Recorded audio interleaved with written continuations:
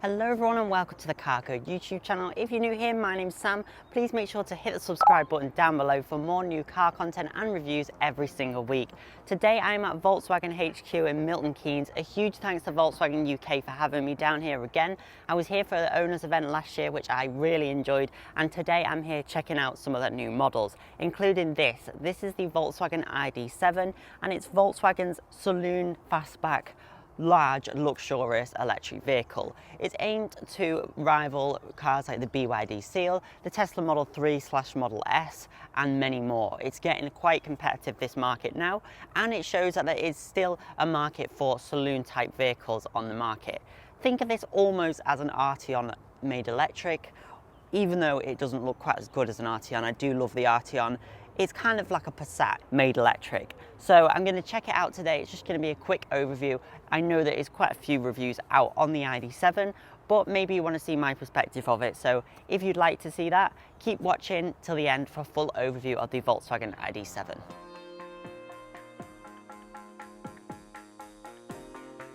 This is the Pro Match model. There was a launch edition of the ID.7, but Pro Match is the only one you can get now. It's full of specification, as you'd expect for a car that costs £51,550. That's the starting price of this vehicle. This one, of course, is a bit more. It's got quite a few optional extras on, which I'll show you today. I really love this colour. It's the aquamarine blue metallic paintwork. It's really stunning, and this is the flagship colour on the ID.7. I think it really suits it, and it's got the contrasting black roof. Because this is a match model, one of the other benefits you get is the free metallic paintwork, so that's really nice. You can pick any colour you want and it's free of charge, including this aquamarine blue. The different colours you can have it in scale silver, which is nice, glacier white. I do like the glacier white. You can have it all in one colour, which is the grenadilla black metallic, which is just a sleek looking colour, you know, it looks nice. And you can also have the flat moonstone grey as well, which I'm not a huge fan of. I do think this aquamarine blue looks the best on this car, and free of charge is great, and you get the contrasting black roof, which I really like. I do like the look of this car. I think, again, the ID cars are quite, you know, standard looking on the outside. They're not the most exciting, but they've done a good job with this ID.7, making it feel a little bit more luxurious and feel more like a electric Volkswagen rather than just a completely different thing altogether. As standard, you get the 19-inch Hudson alloy wheels, which are diamond cut, and you can opt for these 20-inch Montreal alloy wheels for just £480. So they do look a lot better, and I shouldn't think your ride comfort will be too compromised. IDs are known for quite having floaty kind of driving dynamics, so these are probably the perfect wheel, really. You've got a chunky enough sidewall, and it's quite a big car anyway, so I think the 20-inch wheels are the ones to go for. They will, of course, reduce your range though by a few miles, so definitely something just to bear in mind. If you want more range and the most efficient car, you're going to want to stick with the standard Hudson alloy wheels. At 4.961 meters in length, the ID.7 is really big. It's huge, and it kind of makes you think, is it necessary for European roads? However, it will give your rear passengers a lot of space, which I'll show you very shortly. But at this long length, it's actually almost 10 centimeters longer than the Arteon shooting brake. That's the Arteon Estate, which of course was a really long vehicle anyway. This is massive, and it's kind of hard to show up on pictures. It's huge. It's a liftback style, so even though it looks like a saloon, it has a proper hatch like the Arteon. What do you think of it? Let me know in the comments. I think it's massive and maybe a little bit too big.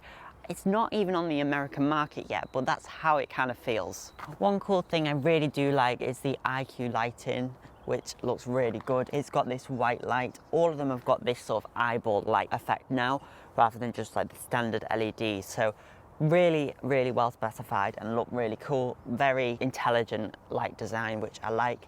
This lights up, it's just really cool. Of course, you've got the white Volkswagen badge as well on the ID cars, which looks quite nice.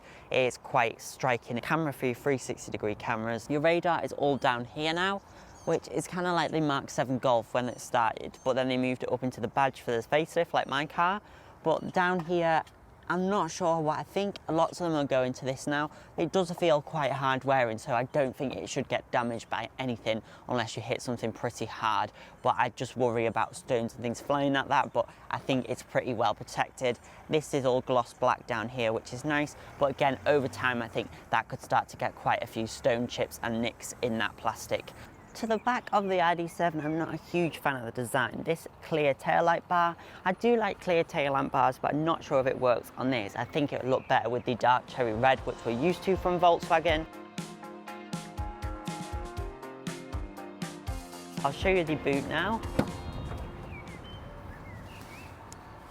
The boot is quite a decent size. It's 532 litres. It opens up more like a hatch. Of course, it is sloping a bit, so it might be a problem if you've got dogs. You've got space. Oh, you've got space under here for both of your charge cables as well, and then further space underneath as well. So that's a really useful, handy feature. Of course, spare wheel is not a thing. It's a thing of the past on most cars anyway. Quite a practical size boot and quite deceiving. You'd think it's going to be a saloon, but no, it is like a proper hatch. So it would work quite well as a family vehicle.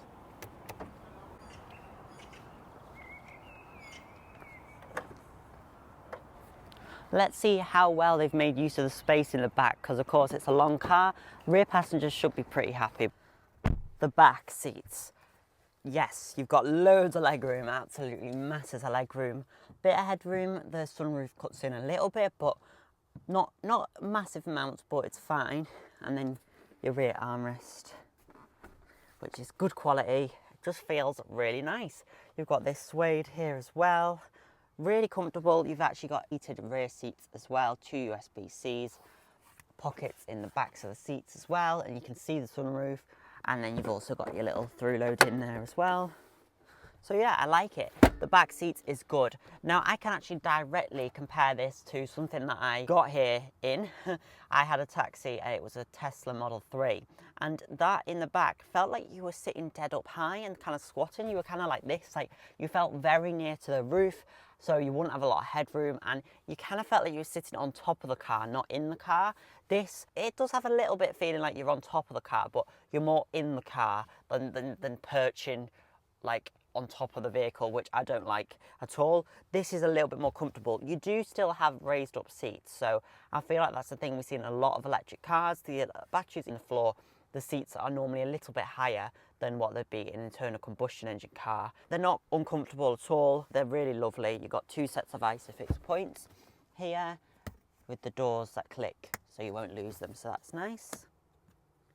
And yeah, all together quite nice. I'll show you the seats fold down.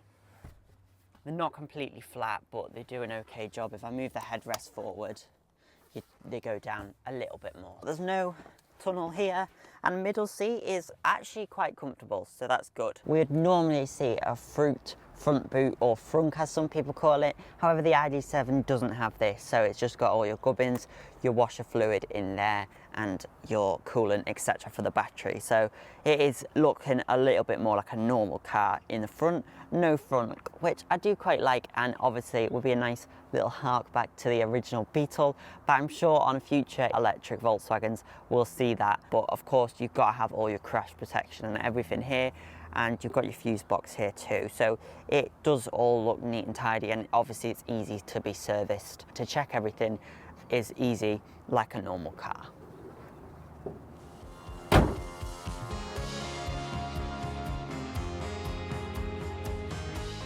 Taking a seat inside the ID.7 and you just feel so comfortable. This one has got the interior pack on it, which is lovely because it gives these little blue accents on the seats, which I really love. It's very small detail, but it just brightens up the cabin and it's really nice. It's all throughout the dash, all around here, all on the doors, so I do really like that about it. It just feels really premium. I love it. The interior pack is £2,000, which sounds like a lot. However, it gives you your Harman Kardon sound system. It gives you these ventilated massaging seats in art velours and a few extra things as well. So really, it's not awfully bad. Cars like BMW i5, i4, their sound systems and things like that can cost nearly that anyway. So with all these features, it's really nice, but of course it's an expensive car in the first place. Massage, what should we have? A tapping. So that's on a small intensity. If we whack it up, see what that feels like. You can actually hear the seat breathing, the cushion's working, and shh, shh. It is probably the most intense kind of car massage feature I've ever felt, like how it's punching you. And in these art velour seats are lovely as well. I really love the art velours material. It's so much nicer than a leather or faux leather. We'll stop the massage. Stop. Thank you. It's so much nicer than a faux leather, which obviously it has on the sides of the seat, but that's fine. It's nice and supple. But this is so nice. It's so comfortable. It's lovely. It's like a suede material.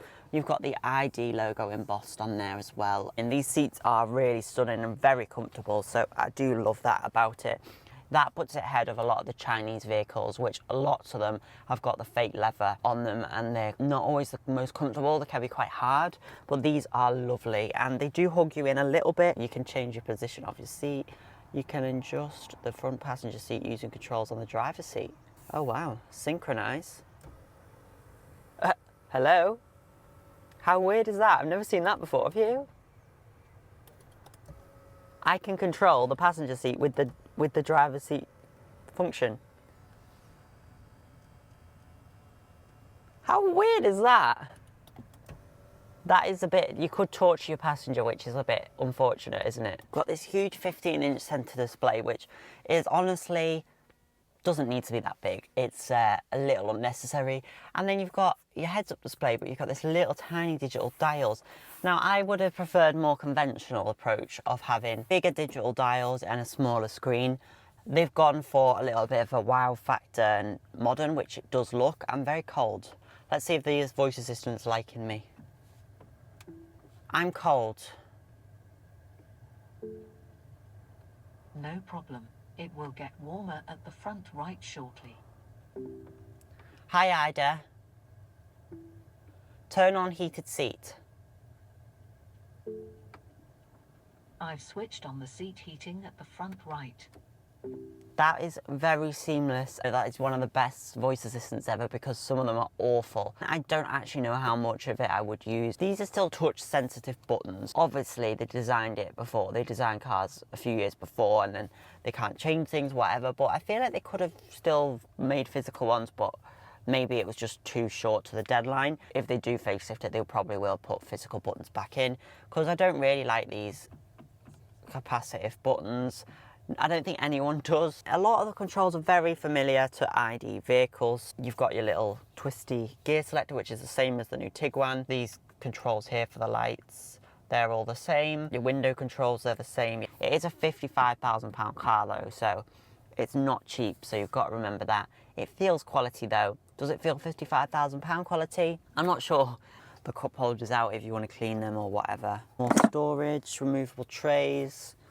Yeah, lots of manufacturers are doing fun things with storage. Overall, it is quite nice, and it does feel quality in here. Bit more personality and a lot more premium than what we're used to from Volkswagen's ID vehicles. Let me out. Thank you. And thank you to FitCamX. They've gifted me a dash cam tailored for my Volkswagen Golf. So essentially, this replaces a section of the trim by the rain sensor on the rear view mirror.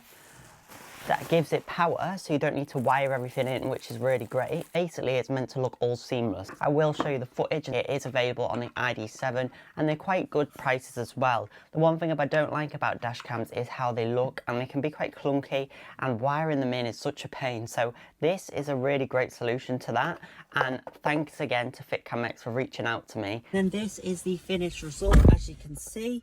So pretty good. Our installation might have not been the best. It's not quite flush with the windscreen here. Footage, I'll insert it over. Quite 4K, I'd say. Maybe I need to mess with the settings. But other than that, it's been really good. Really good not to have all the wires. My wired dash cam would always disconnect and not be the best thing. This is a really good option if you want something quite seamless. Thanks again to FitCamX for sending me this for my Golf. And let's get back on with the review. But how far will the ID.7 go on a singular charge? Well, officially it does 386 miles of range WLTP, and apparently, 300 miles is pretty accurate of what you'd get in the real world. And now summer's coming up, you'll get closer to those official figures, which is very good, and we're getting into longer range vehicles. Of course, it's expensive. It is an executive type vehicle. You get 286 PS to the rear wheels, so it's rear wheel drive only currently. The ID.7 GTX, the Tourer model, is 4-wheel drive.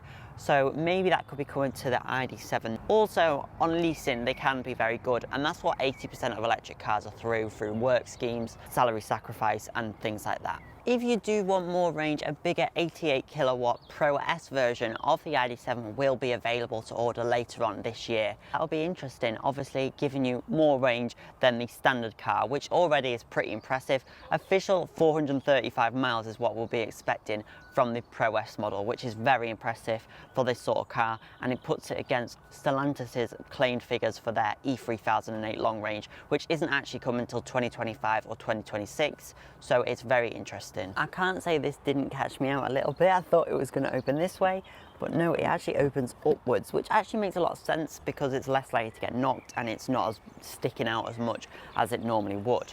Now you've got the fast charging on here as well, up to 190 kilowatts, which is pretty good. Your normal AC type charging though is 11 kilowatts, so it's not 22, which is on some cars.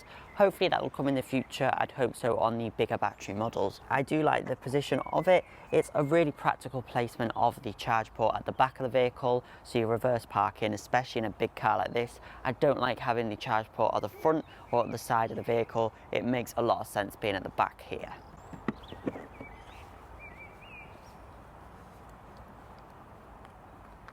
So that was my quick overview on the Volkswagen ID.7. What do I think about it? Well, I think it's a lovely electric vehicle.